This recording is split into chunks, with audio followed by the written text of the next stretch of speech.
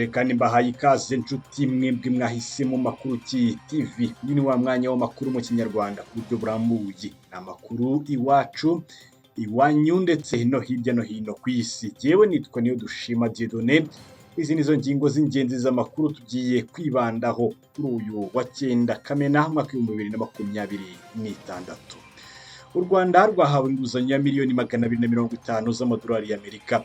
Aho kandi guverinoma y'u Rwanda yashyizeho ikigo cy'igihugu gishinzwe ikoranabuhanga ry'ubwenge buhangano. Turaza kunyarukira muri Kenya aho Rigathi Gachagua wari visi perezida wa Kenya akeguzwa. Urukiko rwemeje ko ukweguza kwe kwakurikije amategeko. Turaza kubabwira kandi ku bitero bya Israel muri Liban bikomeje kwimura amagana y'abaturage mu mujyi wa Tyre. Aya makuru nandi ntakubwiye ni mukanya ku buryo burambuye.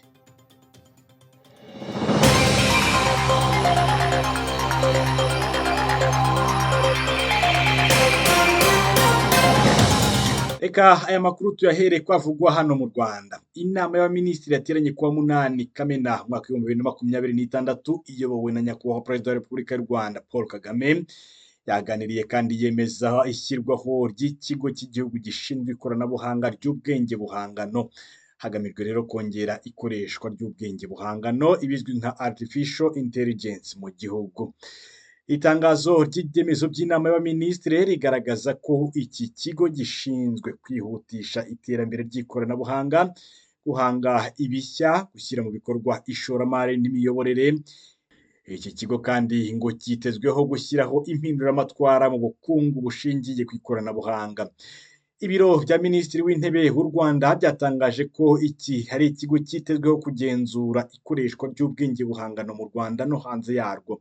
Iki kigo ngo kikazinjiza ikoreshwa ry'ubwenge buhangano mu mikorere y'inzego za leta, cyane cyane mu bushakashatsi. Iki ni ikigo kandi ngo kizakora imirimo yo guhugura abanyarwanda bakongererwa ubumenyi kuri iri koranabuhanga ry'ubwenge buhangano. Gifite kandi inshingano zo kuzamura impano z'abakiri bato muri uru rwego, hakitabwa cyane ku ikoreshwa ry'amahame agenga ikoreshwa ry'ubwenge buhangano. Iki ni ikigo kizakora kandi inshingano zirimo guteza imbere inganda zikabyaza umusaruro ubwenge buhangano, bityo ngo zikazamura ubukungu bw'igihugu. Ni ikigo kandi kizateza imbere ishoramari ryo mu rwego rw'ubwenge buhangano bugezweho ku mugabane wa Afurika. Mu yandi makuru hari kuvugwa hano mu Rwanda, twerekeze mu rwego rw'ubukungu. Ikigega mpuzamahanga cy'imari FMI binyuze muri gahunda yacyo cyemereye u Rwanda inguzanyo ya miliyoni 250 z'amadolari y'Amerika, no kuvuga angana na miliyari zirenga gato 365 mu mafaranga y'u Rwanda. Iyi ni inguzanyo izafasha mu gusigasira ubukungu bw'u Rwanda. Mu kwezi kwa 4 uyu mwaka nibwo guverinoma y'u Rwanda ndetse n'ubuyobozi bw'ikigega cy'impuzamahanga cy'imari FMI bageze ku masezerano mashya ageneye inguzanyo izakoreshwa mu myaka 3 n'amezi 2. U Rwanda rwahise rwemererwa asaga miliyoni 35 z'amadolari y'Amerika, no kuvuga miliyari 52 na miliyoni 229 ushyize mu mafaranga y'u Rwanda. Iyi nguzanyo u Rwanda rwemerewe na FMI igamije kurufasha guhangana n'ihindagurika ry'imiterere y'urwego rw'imari ku isi rukomeje guhungabana, mu gihe kandi igihugu kiri guhangana no kuzamura ubukungu bwacyo, kurinda ingengo y'imari igenewe imibereho myiza y'abaturage n'iterambere, no kongera ubushobozi bwo guhangana n'ibibazo bibangamiye ubukungu. FMI igaragaza ko ubukungu bw'u Rwanda bukomeje kuzamuka neza, aho bwazamutse ku kigero cy'9.4% mu mwaka wa 2025, ni hejuru y'igipimo cyari cyitezwe. Icyakora mu ntangiriro za 2026 izamuka ry'ibiciro ku masoko ryariyongereye rigera kuri 13.2% muri Mata, rirenga gato intego ya Banki Nkuru y'u Rwanda. Ibi bigatera ubwoba cyane abasesenguzi mu by'ubukungu bagaragaza ko umuvuduko w'iterambere ry'u Rwanda ushobora kutazagera ku gipimo cyari cyitezwe mu mwaka wa 2026. Mu yandi makuru kandi kuri uyu wa 2 ku rwibutso rwa Jenoside rwa Kigali ruherereye ku Gisozi hatangirijwe umushinga ugamije kubakira ubushobozi bw'abigisha amateka ya Jenoside yakorewe Abatutsi mu Rwanda mu mwaka w'1994. Uyu ni umushinga uzakorana n'inzibutso za Jenoside yakorewe Abatutsi mu Rwanda. Uyu mushinga watangijwe n'umuryango Aegis Trust ku bufatanye n'ishami ry'umuryango w'abibumbye ryita ku burezi n'umuco UNESCO, Minisiteri zirimo iy'uburezi ndetse na Minisiteri y'ubumwe bw'Abanyarwanda n'inshingano mboneragihugu bari mu bafatanyabikorwa b'uyu mushinga. Ni umushinga witezweho gufasha abarimu, abayobozi b'ibigo by'amashuri, abayobora ibikorwa byo kwibuka ku nzibutso, abakangurambaga ku muryango mugari w'u Rwanda, abayobozi bashinzwe uburezi ku rwego rw'uturere ndetse n'abanyeshuri basura inzibutso za Jenoside zirimo urwa Bisesero n'urwa Murambi ndetse n'urwa Kigali. Mu yandi makuru twerekeje mu majyaruguru y'u Rwanda, imirimo yo gukora umuhanda Byumba Ngondore n'agace ka Mukeri stade ya Gicumbi igeze kuri 45%, aho biteganijwe ko uyu muhanda uzaba wuzuye mu Gushyingo ku mwaka utaha 2027.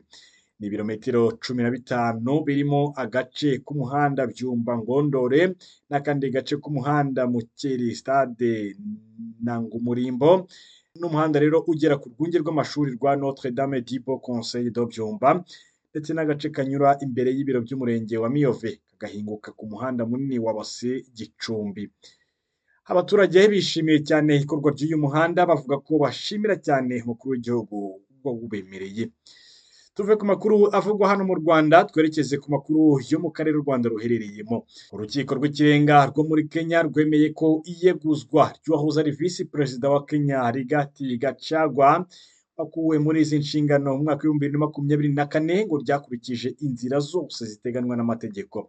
Ni mu rubanza rwo ku wa 9 Kamena 2026 rwasomwe mu ruhame. Inteko y'abacamanza batatu yemeje ko itora ryo kuwa 8 Ukwakira 2024 ry'abadepite ndetse n'itora ryo kuwa 17 Ukwakira 2024 yose ngo yemeje iyeguzwa rya Rigathi Gachagua wari visi perezida wa Kenya ko byakozwe mu buryo bwubahirije kandi bwujuje amategeko. Uru rukiko rwemeje ko ibyakozwe hisunzwe itegeko nshinga nk'itegeko rikuru mu gihugu nta bubasha bwo kurihinyuza rufite, ndetse ko nta rukiko rufite ububasha bwo kuvuguruza iyegurwa rya visi perezida mu gihe wamusimbuye yamaze kugera mu nshingano. Icyakora urukiko rwemeje ko habayeho kurenganwa kwa Rigathi Gachagua mu ngingo yo kuba atarahawe umwanya wo kwisobanura ku byo yaregwaga muri Sena.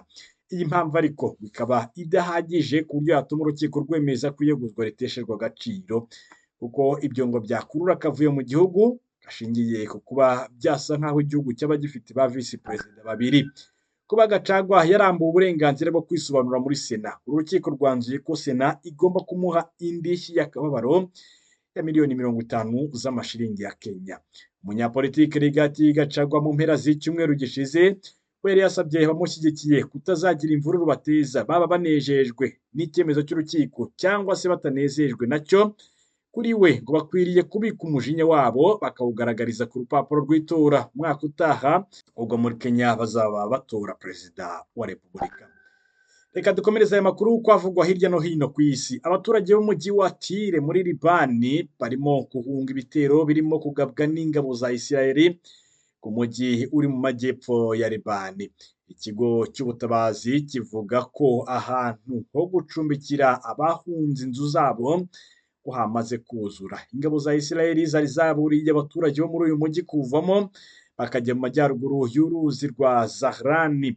Ikinyamakuru NNA cyavuze ko hari abasivili bishwe mu bitero bya Isiraheli mu majyepfo ya Libani. Muri iki gitondo kandi hanabaye ibitero by'indege mu mijyi yegeranye ya Nabatien na Qasr. Kuri uyu wa mbere Minisiteri y'ubuzima muri Libani yavuze ko ibitero bya Isiraheli mu majyepfo ya Libani yahitanye abantu bagera kuri 14, barimo 7 mu karere ka Nabatien na 5 mu mujyi wa Tyre.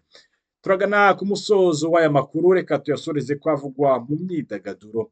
Umuhanzi Worizagwira Florien wamamaye nka Yampano, urukiko rwemeje ko afungwa iminsi 30 y'agateganyo nyuma yo gusanga ibyaha 3 muri 6 akurikiranweho ngo bifite ibimenyetso bifatika.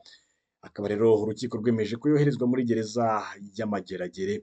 Kuri uyu wa kabiri tariki 9 Kamena nibwo urukiko rw'ibanze rwa Kicukiro hasomwe urubanza ikirego cy'ubushinjacyaha nuko ya mpano yireguye bafata umwanzuro w'uko akurikiranwa afunzwe. Impamvu urukiko rwashingiyeho ni uko ibyaha birimo gukubita, gukomeretsa ku bushake, kunywa urumogi no kwangiza ikintu cy'undi bifitiwe impamvu zifatika zituma abikekwaho. Ni mu gihe icyaha cyo gukoresha ibikangisho, icyaha cy'ubwinjiracyaha mu bwicanyi ndetse no gufungirana umuntu bitemewe n'amategeko nta mpamvu zikomeye zagaragazwaga zituma abikekwaho. Ya mpano we yari yasabye gufungurwa kubera imbabazi yahawe n'umugore we, ariko urukiko rusanga izo mbabazi ngo nta shingiro zifite bityo ntizashingiweho. Reka mbashimire cyane inshuti mwabanye natwe muri aya makuru mu Kinyarwanda ku buryo burambuye. Aya ni amakuru iwacu, iwanyu ndetse no hirya no hino ku isi. Jyewe nitwa Niyodushima Dieudonné, ndabifuriza gukomeza kunogerwa n'amakuru n'ibiganiro byose hamwe byo kuri Makuruki TV. Uyu ni umusozo wa uyu munsi, muhahe muronke. Bye.